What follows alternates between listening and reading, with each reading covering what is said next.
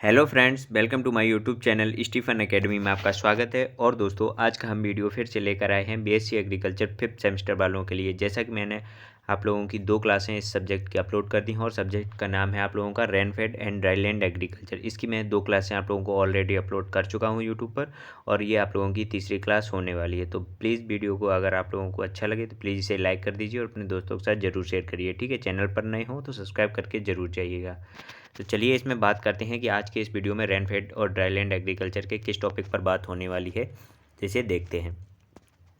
आज बात करने वाले हैं हम लोग efficient utilisation of soil and water moisture, मतलब मृदा तथा जल उपयोग दक्षता को कम करने के क्या क्या तरीके होते हैं जिससे पौधों में जल उपयोग दक्षता जो होती है वो कम रहे। ठीक है, इसके बारे में हम लोग बात करते हैं, मतलब सॉइल मॉइस्चर डायनेमिक्स की दृष्टि देखते हैं।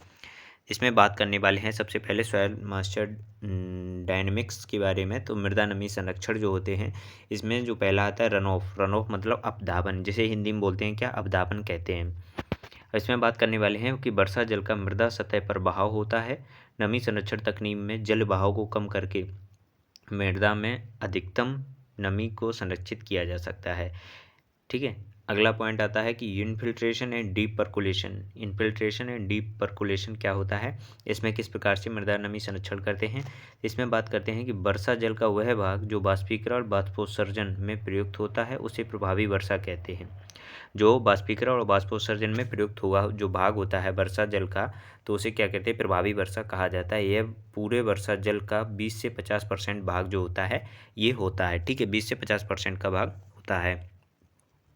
आगे बात करेंगे कि एल्फी सोल में 5 से 33% और वर्टी सोल में 13 से 37% इसका भाग जो होता है।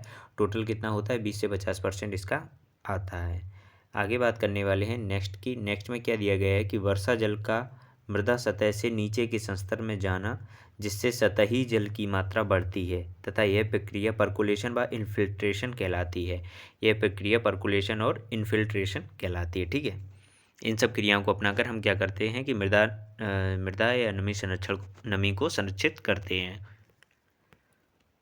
आगे बात करने वाले हैं, नंबर 3 पर आती है redistribution and storage. Redistribution and storage के बारे में करते हैं कि पानी को किस प्रकार से स्टोरेज कर सकते हैं और रीडिस्ट्रीब्यूशन कैसे करते हैं। यहाँ पर बात करेंगे कि पानी मिट्टी में विभिन्न सतहों में वितरित हो जाता है तथा जल की वितरित मात्रा मृदा की गहराई और मृदा सांद्रता पर निर्भर करती है। ऊपर की 20 सेंटीमीटर मृदा सतह का स्थूल घनत्व औसतन 1.3 ग्राम पर सीसी क्यूब होता है और स्थूल घनत्व मृदा में जल संग्रह को प्रभावित करता है। ठीक है, रीडिस्ट्रीब्यूशन एंड स्टोरेज में ये कहा गया। आगे बात करते हैं कि ईटी लॉसेस। ईटी लॉसेस क्या होता है, तो ईटी लॉसेस के नंबर 4 पर बात कर लेते हैं। इसमें बताया गया है कि मृदा सतह से जल का वाष्पन के द्वारा हानि तथा पौधों की सतह से उत्सर्जन के द्वारा जल हानि को वाष्पोत्सर्जन कहा जाता है।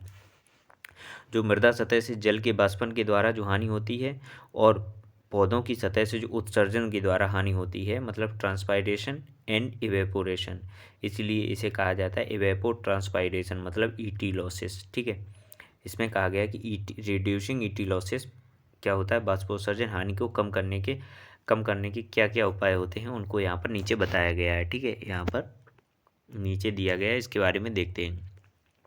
यहाँ पर पहले बताया गया है कि एंटी ट्रांसपेरेंट। एंटी ट्रांसपेरेंट क्या होता है कि पौधों पर रसायनों का उपयोग करने पर पौधों की उत्सर्जन दर कम हो जाती है तथा ऐसे पदार्थों को उत्सर्जन अवरोधक पदार्थ कहा जाता है। अब उत्सर्जन अवरोधक पदार्थ जो होते हैं वो क्या होते हैं, तो ये 4 प्रकार के होते हैं जो कि निम्नवत हैं। ये 4 प्रकार के होते हैं, क्या होते हैं, उत्सर्जन अवरोधक जो पदार्थ होते हैं। आगे बात करते हैं फर्स्ट पॉइंट पे। इसमें दिया गया है कि स्टोमेटल क्लोजिंग टाइप जो उत्सर्जन पदार्थ होते हैं वो क्या होते हैं, उस स्टोमेटल क्लोजिंग टाइप के होते हैं। तो इसमें बताया गया कि अधिकांश वाष्पोत्सर्जन पत्तियों की सतह पर वर्तमान स्टोमेटा के द्वारा होता है, वर्तमान स्टोमेटा के द्वारा होता है, जैसे कि पीएमए, फिनाइल मर्क्यूरिक एसीटेट और कुछ खरपतवारनाशी जैसे एट्राजिन कम सांद्रता पर वाष्पोत्सर्जन को रोकते हैं क्योंकि ये स्टोमेटा बंद कर देते हैं। ठीक है, और स्टोमेटा के बंद हो जाने पर प्रकाश संश्लेषण भी रुक जाता है क्योंकि पीएमए वाष्पोत्सर्जन प्रकाश संश्लेषण की अपेक्षा अधिक काम करता है। ठीक है, आगे बात करते हैं सेकेंड पॉइंट की। इसमें दिया गया है कि film forming type. Film forming type क्या होती है कि इसमें एक लेयर बनती है। क्या होता है, इसमें एक लेयर बनाई जाती है, फिल्म फॉर्मिंग टाइप इसे कहते हैं। नंबर 2 पर अब लेयर जो बनती है वो किस प्रकार की बनती है देखते हैं। इसमें बताया गया कि कुछ रसायन जिनका उपयोग पत्तियों पर किया जाता है जो पत्तियों पर प्लास्टिक या मोम जैसी एक पतली परत बनाकर पानी की हानि को रोकते हैं, जैसे कि हेक्साडेकोनॉल हेक्साडेकोनॉल और मोबिलियल एंड केरोसिन ऑयल। ये सब जो होते हैं इनके द्वारा क्या किया जाता है, इनकी प्लास्टिक या मोम जैसी संरचना होती है, ये एक पतली परत बनाकर पानी की हानि को रोक देते हैं अगर इनका छिड़काव पत्तियों पर कर दिया जाए तो। ठीक है, चूँकि ये पदार्थ पौधों में प्रकाश संश्लेषण भी रोकते हैं इसलिए इनका उपयोग बहुत कम होता है। और पत्तियों पर परत बनाने वाले पदार्थ ऐसे होने चाहिए कि फिल्म पतली बने, बीच में टूटे नहीं और CO2 कम हो। CO2 का निकलना जो होता है ये कम भी हो जाए। ठीक है, इस प्रकार से परत को बनाना चाहिए। अब आगे बात करने वाले हैं हम लोग नंबर 3 पर। नंबर 3 पर दिया गया है कि रेफ्लिक्टेंट टाइप एंटी ट्रांसपेरेंट। तो रेफ्लेक्टेंट टाइप जो होते हैं एंटी ट्रांसपेरेंट वो क्या होते हैं, यह सफ़ेद पदार्थ होते हैं और इनके लेप से पत्तियों में परिवर्तन बढ़ जाता है तथा परावर्तन से तापक्रम भी कम हो जाता है तथा पत्तियों के वाष्पीय दबाव को कम करके वातावरण में जल नहीं जाने देता है।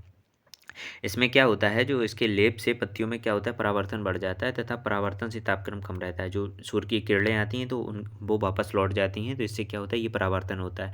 तो परावर्तन क्या होता है, बढ़ जाता है, मतलब इससे तो परावर्तन अगर बढ़ेगा तो तापक्रम आपका कम हो जाएगा और पत्तियों में जो बाष्पोत्सर्जन की जो क्रिया होती है वो भी कम रहेगी, जिससे आपकी कम जल की हानि होगी। इसमें एग्जाम्पल में दिया गया 5% क्योलिन के छिड़काव से बाष्पोत्सर्जन काफ़ी कम हो जाता है तथा केलाइट यह एक डाइमो डायमोसीसियस अर्थ है जिससे उत्सर्जन काफ़ी कम हो जाता है। ये आप लोगों के जो छिड़काव बताए गए हैं ये इनके द्वारा क्या किया जाता है, उत्सर्जन काफ़ी हद तक कम हो जाता है जिससे जल की हानि को कम किया जा सकता है। नंबर 4 पर बात करते हैं। नंबर 4 पर आता है ग्रोथ रिटार्डेंट टाइप। अब ग्रोथ रिटार्डेंट टाइप क्या होते हैं, ये होते हैं मतलब वृद्धि को कम करने वाले पदार्थ।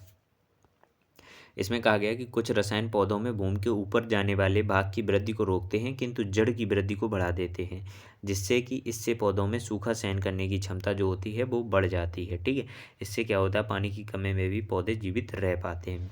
अब यहाँ पर बात करते हैं एक सबसे महत्वपूर्ण टॉपिक की, तो इसमें बोला गया है ट्रिपल सी क्या होता है, साइकोसेल। ये आपसे पूछा जाता है अक्सर, साइकोसेल क्या होती है। तो साइकोसेल के बारे में बात करते हैं। तो यह एक प्रकार का रसायन है जो पौधों में पानी की मात्रा को बढ़ा देता है। ये क्या होता है, ये पौधों में पानी रसायन है जो पौधों में पानी की मात्रा को बढ़ा देता है तथा ग्रोथ रिटार्डेंट पौधों की अवधि भी घटाकर परिपक्वता शीघ्र लाने के लिए कुल उत्सर्जन पौधे का घट जाता है। इससे क्या होता है, ये परिपक्वता को शीघ्र ही लाता है। आगे बात करते हैं wind breaks and shelter belt के बारे में। Wind breaks and shelter belt क्या होते हैं, वायुगर्भोद्वेधक तथा वृक्षक पट्टियाँ। इसमें पहला पॉइंट दिया गया, इसके बारे में देखते हैं कि जबकि शेल्टर बेल्ट को पेड़ों एवं झाड़ियों की कतारें जो हवा को बहने की विपरीत दिशा में लगाए जाते हैं उन्हें शेल्टर बेल्ट कहते हैं। शेल्टर बेल्ट क्या होते हैं, आपके पेड़ों एवं झाड़ियों की वे कतारें होती हैं जो हवा को बहने की विपरीत दिशा में लगाए जाते हैं, जो हवा को रोकने में मदद करती हैं, उनको क्या कहते हैं, शेल्टर बेल्ट। आगे दिया गया कि जिस दिशा में हवा बहती है विंडवार्ड साइड कहते हैं और जिस दिशा को हवा बहती है उसे लीवार्ड साइड कहते हैं। तो जिस दिशा में हवा बहती है उसे क्या कहते हैं, विंडवार्ड साइड कहते हैं और जिस दिशा को हवा बहती है उस दिशा में लीवार्ड साइड कहते हैं। आगे बात करते हैं। आगे यहाँ पर दिया गया है अगला पॉइंट,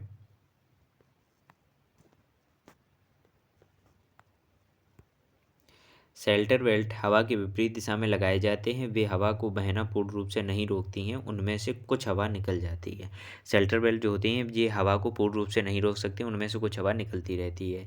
आगे बात करते हैं, शेल्टर बेल्ट में हवा के झोंकों से बचाव पेड़ों की ऊंचाई पर निर्भर करता है। आमतौर पर शेल्टर बेल्ट अपनी ऊंचाई का विंडवार्ड साइड 5 से 10 गुना और लीवार्ड साइड 20 से 30 गुना हवा की गति को कम कर देती है।